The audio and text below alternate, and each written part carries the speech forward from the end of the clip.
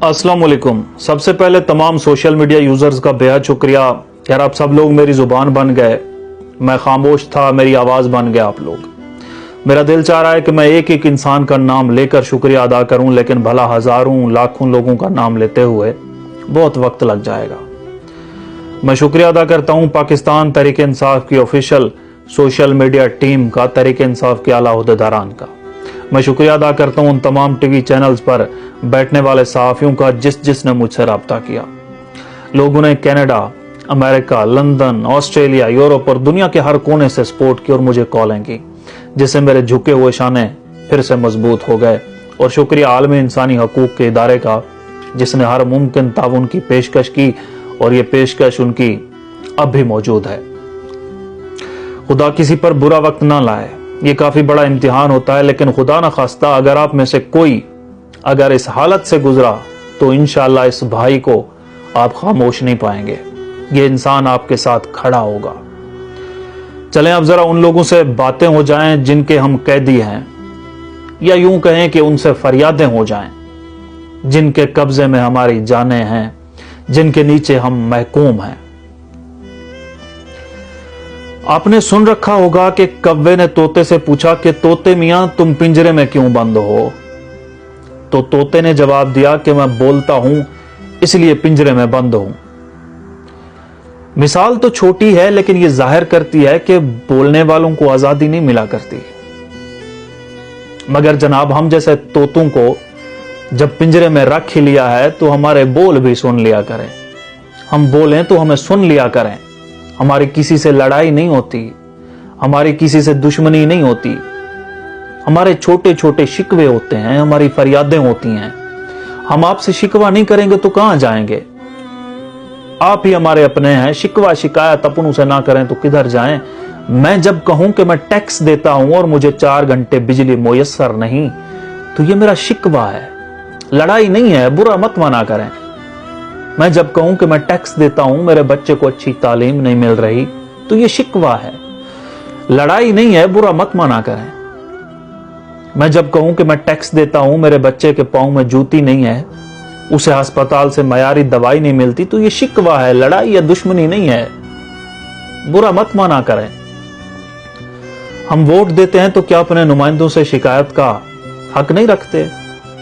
मैं बड़ा हो रहा था तो सरकारी स्कूल में जमहूरियत का मतलब उस्ताद ने मुझे समझाया था कि यहां बड़े से बड़ा अफसर हो या वजीर आजम हो, जमहूरियत में वो अवाम का नौकर होता है। ये बात साला जहन में बैठ गई, मैं क्या करूं? मैं मजीद बड़ा हुआ तो कानून की किताब खोली कि मुकद्दस आइन के चंद पैराए भी याद होने चाहिए। तो आइन के आर्टिकल 19 ने मुझे खोल खोल कर बताया कि आजादी इजहार राय तुम्हारा हक है, तुम अपनी मर्जी का बोल सकते हो और बोलो। मैं मर्जी का बोलना नहीं चाहता, मगर मेरे शिकवे सुन लिया करें, मेरी फरियाद सुन लिया करें, हमें चुप ना कराया करें। जब हमारी जुबान चुप होती है तो फिर हमारा पूरा वजूद चीखता है, हमें अपने वजूद की चीखों से खौफ आता है। हमें सुन लिया करें, हम गद्दार नहीं हैं, हम इसी मट्टी के जने हैं, दफन भी इसी मट्टी में होना है। हमारी जायदाद, दौलत, कुल जमा पूंजी इसी धरती में है। हमें सुन लिया करें। हम दुखियारी दिल के लोग हैं जो 75 साल से सियासी, मुआशी, समाजी और अखलाकी अदम इस्तेहकाम देखते आ रहे हैं। हमें सुन लिया करें। हम वो मुसाफिर हैं जो कई सालों से नाजुक मोड़ से गुजर रहे हैं। हम गद्दार नहीं हैं। मेरे 2 बेटे हैं, एक 4 साल का। जब वो बोलना सीख रहा था तो उसे पहला मुकम्मल जुमला जो मैंने बोलना सिखाया था वो पाकिस्तान जिंदाबाद था। और एक 4 माह का जो सारा दिन अकेला पड़ा भूख प्यास से भिलकता रहा कि उसका बाप बोलता है। खैर वो भी तो आपका कैदी है, उस पर जबर 4 माह की उम्र से शुरू हो गया तो क्या हुआ? कल भी तो उसने सहना यही कुछ है ना। हम गद्दार नहीं हैं।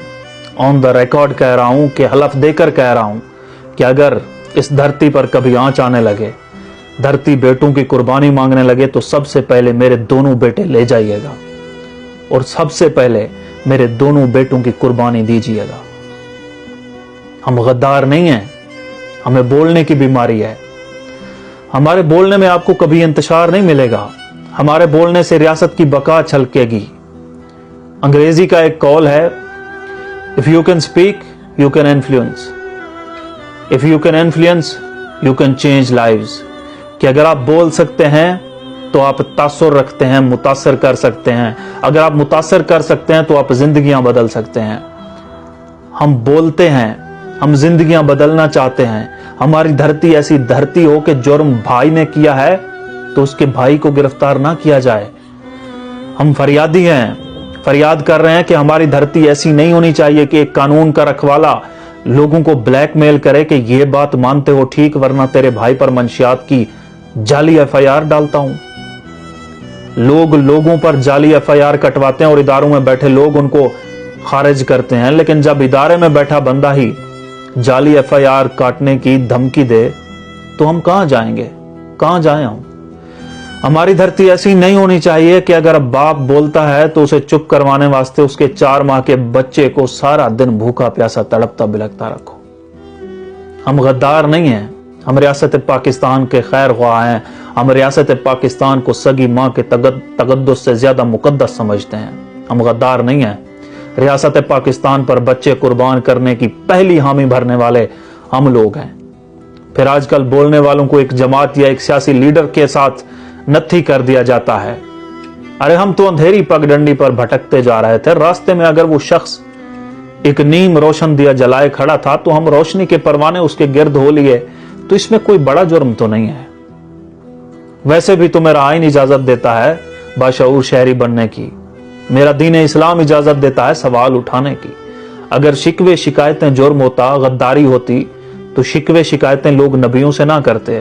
انبیاء کرام سے شکایت تو انسانوں کے علاوہ جانوروں نے بھی کی ہے. بلکہ حق بات کا کہنا اللہ تعالیٰ کا بھی حکم ہے, جہاں سورہ احزاب میں فرمایا جا رہا ہے کہ یا ایھا الذین آمنوا اتقوا اللہ وقولوا قولا سدیدا, اے ایمان والو اللہ سے ڈرو اور حق کی بات کیا کرو.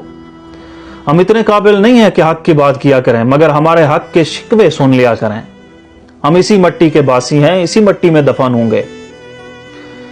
یہ وقت ہے قوم کو بنانا ہے, ایک فلاحی ریاست استوار کرنی ہے تو سوال کرنے کی ترغیب دیں, سوالوں کو دبایا نہ کریں, آوازوں کو سنا کریں, آوازوں کو مٹایا نہ کریں. عمران خان زندہ باد, پاکستان پائندہ باد.